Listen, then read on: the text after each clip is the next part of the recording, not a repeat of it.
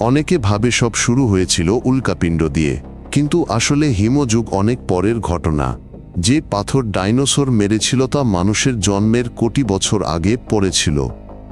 আর হিমযুগ আসলে আমাদের সময়ের কথা। তখন পৃথিবী ঢেউয়ের মতো ঠান্ডা হতো, কখনো গরম হতো, কখনো আবার জমে যেত। তারপর একসময় চরম ঠান্ডা পড়ল, যখন শৈত্য ছিল অন্য যে কোনো সময়ের চেয়ে বেশি।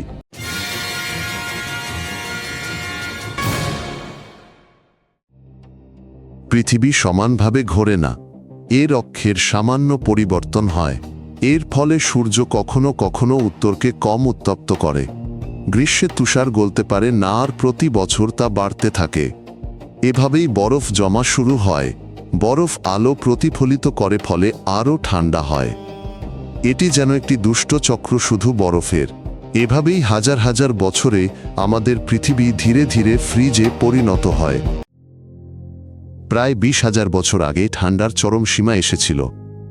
শীতকাল দীর্ঘ ছিল আর গ্রীষ্মকাল ছিল সংক্ষিপ্ত ও শীতল। মহাসাগরের জল কমে গিয়েছিল, কারণ তা হিমবাহে আটকে পড়েছিল এবং সমুদ্র 100 মিটার নিচে নেমে গিয়েছিল। বিশাল বরফ কানাডা, ইউরোপের উত্তর এবং রাশিয়াকে ঢেকে রেখেছিল।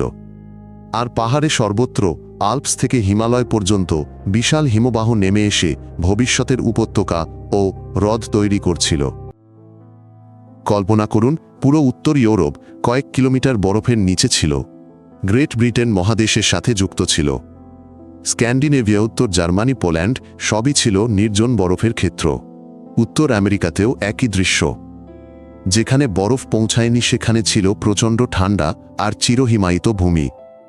আর যেখানে বরফ সরে গিয়েছিল সেখানে টিলা হ্রদ আর বিশাল বোল্ডার পড়েছিল, যা বরফ শত শত কিলোমিটার টেনে নিয়ে এসেছিল। পুরো পৃথিবী জমে যায়নি।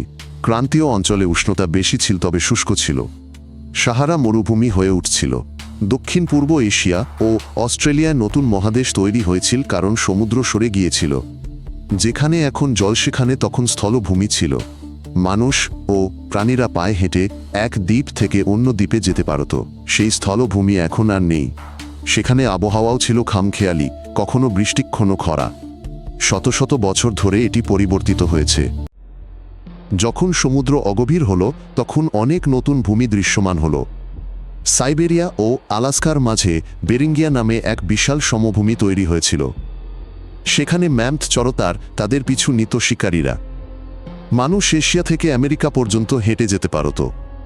ইউরোপেও একই ঘটনা ঘটেছিল। ফ্রান্স থেকে ইংল্যান্ডে হেঁটে যাওয়া যেত, কারণ তখন সেখানে জল ছিল না। পরে এই সব আবার সমুদ্রের নিচে চলে গিয়েছিল। আমেরিকার জনবসতি স্থাপন এক বিস্ময়কর ইতিহাস। মানুষ স্থলপথে ও উপকূল ধরে সেখানে পৌঁছায়। তারা শিকার করত, মাছ ধরত এবং যেখানে খাবার ছিল সেখানে যেত। ধীরে ধীরে তারা মহাদেশের দক্ষিণতম প্রান্তে পৌঁছায়। তারা পাহাড়ে ও মরুভূমিতে বসতি স্থাপন করে। এটি ছিল নতুন বিশ্বে প্রথম বিশাল অভিবাসন। কোনো জাহাজ বা মানচিত্র ছিল না, শুধু বর্ষা ও পূর্বপুরুষদের জ্ঞান ছিল সম্বল। সেই সময় পৃথিবীতে সত্যিকারের দৈত্যরা বাস করত। বিশাল ম্যামথসবার দাঁতের বিড়াল ও গাড়ির মতো আকারের বিশালাকার স্লথ ছিল। অস্ট্রেলিয়ায় ঘরের সমান উচ্চতার ক্যাঙ্গারু ছিল। সবার পুরু পশম চর্বির ভাণ্ডার এবং ঠান্ডায় বেঁচে থাকার ক্ষমতা ছিল। মানুষ তাদের শিকার, কর্তমাংস, চামড়া, হাড় সবকিছু ব্যবহার করত। এটি ছিল জীবনের জন্য এক সত্যিকারের সংগ্রাম প্রাণী জগৎ ও মানুষ প্রকৃতির মধ্যে। অন্যতম পরিচিত হিমবাহ প্রাণী হল লোমশ গন্ডার। একটি সাধারণ গন্ডার ভাবুন, কিন্তু এটি লম্বা লোমে ঢাকা এবং এর শক্তিশালী শিং দিয়ে বরফ সরাত। এটি ইউরোপ থেকে সাইবেরিয়া পর্যন্ত বাস করত। জলবায়ু উষ্ণ হওয়ায় এটির জীবন কঠিন হয়ে পড়ে। ঘাস বদলে ঝোপ ও গাছপালা জন্মালো। শিকার যোগ করুন আর প্রজাতিটি বিলুপ্ত হতে শুরু করে। এমন অনেক প্রাণী ছিল এবং সবারই একই রকম সমস্যা ছিল। মানুষ অসহায় ছিল না। তারা পশমের পোশাক, আশ্রয় ও আগুন তৈরি করত। হাড়ের সূঁচপাথরের ছুরি ও ফলা বানাত। একসাথে শিকার, ফাঁদ পাতা ও পশুর স্বভাব জানত। এক জায়গায় থাকত বা ঘুরে বেড়াত। সব নির্ভর করত আবহাওয়া ও খাদ্যের ওপর। জ্ঞান, শিকার ও খাদ্যের উৎস জানানোর ক্ষমতা শক্তি বা অস্ত্রের চেয়ে বেশি জরুরি ছিল। এমন পরিস্থিতিতেও মানুষ ছবি আঁকত। গুহায় পাওয়া যায় আসল গ্যালারি, বাইসন ঘোড়া হরিণ হাতের ছাপ। মাটি ও কয়লা দিয়ে রং তৈরি করা হতো। তারা আঙুল তুলি দিয়ে আঁকতক্ষণ মুখ দিয়ে রং ছিটিয়ে দিত। এই ছবিগুলো শুধু শিল্প নয়, এগুলো স্মৃতি আচার এবং কি গুরুত্বপূর্ণ তা বোঝানোর উপায়। ঠান্ডায় বরফের মধ্যেও মানুষ পৃথিবী বুঝতে ও বলতে চাইত। উপকূল সবসময় বেঁচে থাকার সুযোগ দিত। ঝিনুক মাছ পাখি শীতকালেও এগুলো পাওয়া যেত। মানুষ সাধারণ নৌকা বানাতো, জাল তৈরি করত, মাছ শুকাতো। সমুদ্রের জলস্তর বাড়লে উপকূলীয় বসতিগুলো প্রায়ই ডুবে যেত, তাই আমরা সেগুলো দেখতে পাই না। কিন্তু মহাদেশের গভীরে যখন খুব ঠান্ডা বা ক্ষুধা ছিল, তখন সেখানেই অনেকে বেঁচে থাকত। সাগরও একটি ভাণ্ডারও, তবে নোনতা। যখন পৃথিবী ঠান্ডা হচ্ছিল, বাতাসে অনেক ধুলো উঠছিল।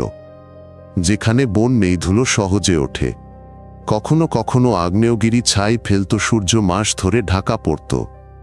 গ্রিনল্যান্ডে বিজ্ঞানীরা বরফের স্তর খুঁজে পান। তাতে দেখা যায় সব কত দ্রুত বদলেছে মাত্র কয়েক দশকে।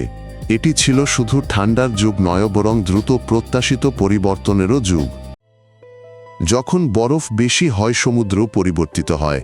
জল ঠান্ডাল বনাক্ত হয়, স্রোত বদলায়, কিছু অঞ্চল জমে যায়। হিমশৈল মেরু থেকে দূরে ভেসে বেড়ায়। ঝড় আরও শক্তিশালী হয়, বাতাসও পাল্টে যায়। এসব বৃষ্টি ও বিশ্ব জলবায়ুকে প্রভাবিত করে। তাই হিমযুগ শুধু স্থলভাগের বরফ নয়, এটা সমুদ্রকেও সম্পূর্ণ ভিন্ন করে তোলে। তাপমাত্রা সামান্য বাড়লে বরফ গলতে শুরু করে, কিন্তু এটি ধীরে হয় না, কখনো কখনো বিপর্যয়ের সাথে ঘটে। বরফে আটকে থাকা হ্রদগুলি ভেঙে যায় এবং পথে সবকিছু ভাসিয়ে নিয়ে যায়। নদীগুলো গতিপথ বদলায়, বিশাল গিরিখাত তৈরি হয়। সমুদ্রের জলস্তর ধাপে ধাপে বাড়ে, শতাব্দীতে কয়েক মিটার করে। উপকূল ডুবে যায়, মানুষের বসতি অদৃশ্য হয়, সবকিছু নতুন নতুন জায়গায় শুরু করতে হয়।